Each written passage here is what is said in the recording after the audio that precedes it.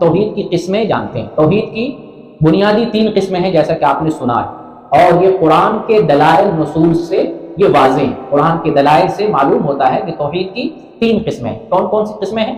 توحید ربوبیت، توحید الوہیت اور توحید اسماء و صفات۔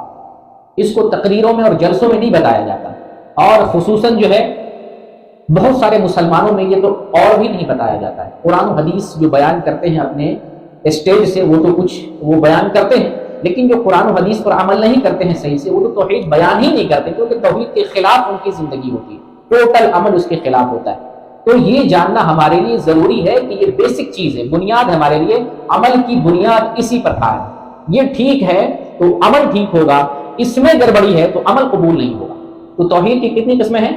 3 قسمیں، توحید ربوبیت، توحید الوہیت، توحید اسماء و صفات۔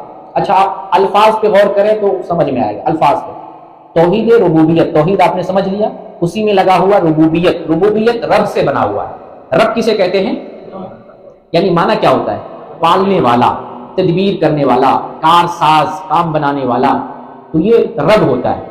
توحید ربوبیت کا مطلب یہ ہوتا ہے کہ اللہ اپنے اعمال اور افعال میں منفرد ہے۔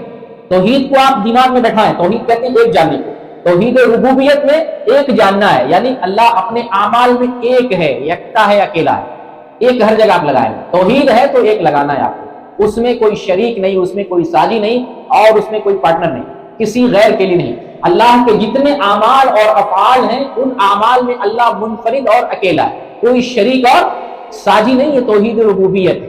جیسے مثال کے طور پر اللہ رازق ہے، اللہ خالق ہے، تو خالق صرف اللہ ہے، پیدا کرنے والا صرف اللہ ہے، روزی دینے والا صرف اللہ ہے، صرف یعنی اکیلا اللہ ہے، تنہا اللہ ہے، پیدا کرنے والا تنہا اللہ ہے، روزی دینے والا تنہا اللہ ہے، دنیا چلانے والا تنہا اللہ ہے، کائنات کا بادشاہ تنہا اللہ ہے، پوری دنیا پر حکومت کرنے والا تنہا اللہ ہے، پوری کائنات کی تدبیر کرنے والا تنہا اللہ ہے۔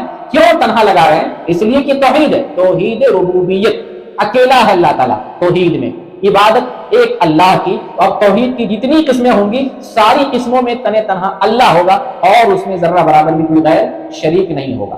تو یہ توحید ربوبیت، اس کی تفصیل انشاءاللہ آئے گی۔ تو یہ توحید ربوبیت کو سمجھ لیں، معنی پر غور کریں۔ توحید ربوبیت رب سے بنا ہوا ہے۔ رب کہتے ہیں مربی کو، پالنہار کو، پالنے والے کو، تو پیدا کرنا، رزق دینا، اور اسی طریقے سے جو ہے جتنے بھی دنیا میں کام ہو رہے ہیں سارے کام کرنے والے اللہ ہیں۔ کائنات میں جتنی بھی تدبیریں ہو رہی ہیں ساری تدبیریں کرنے والا اللہ رب العالمین اکیلا۔ یہ توحید ربوبیت۔